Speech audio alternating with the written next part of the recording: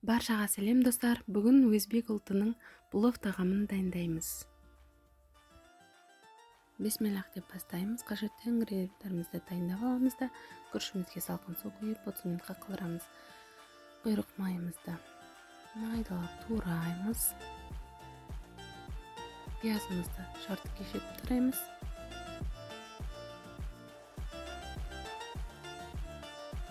Сосын сәбізімізді тураймыз.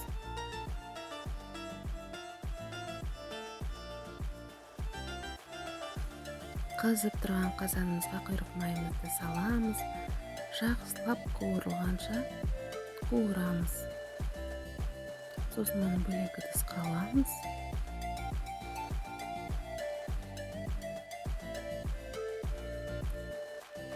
Артынша сұйық майымызды құямыз.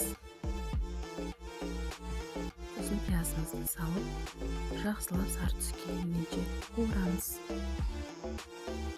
Пиязымыз сарғайып қуырылған кезде етімізді саламыз. Ет пен пиязды осылай әдемі етіп қанық сары түске қойылғанша қуырамыз. Сосын сәбізімізді саламыз.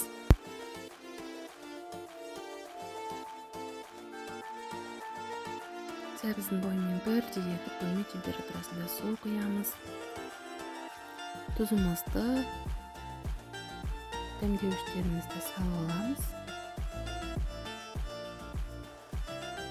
Сарымсағымызды дәмдеуіштермен қосып бір қайнатып аламыз. Орташа отта қайнатамыз 15 минуттай. Сосын күрішімізді саламыз.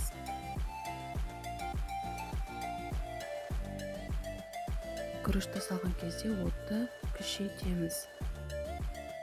Құйған суымызды күрішіміз бойына сіңіріп алғанша отты күшейтіп, күрішті кішкене бетін ғана араластырып тұрамыз.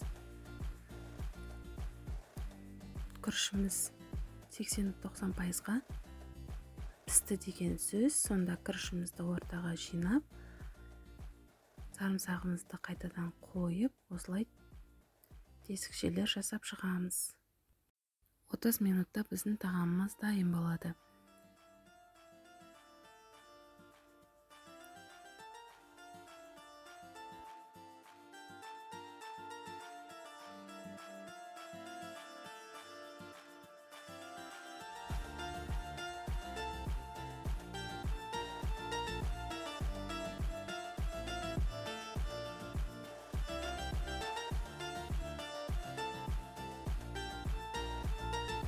Дайын тағамымызды көкөністермен әсемдеп, дастарханымызға тартамыз.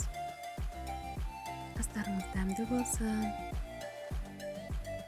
Әлі көп пайдалы рецепттермен бөлісемін, сондықтан каналға тіркеліп, лайк басып, комментарий жазуды ұмытпаңыздар.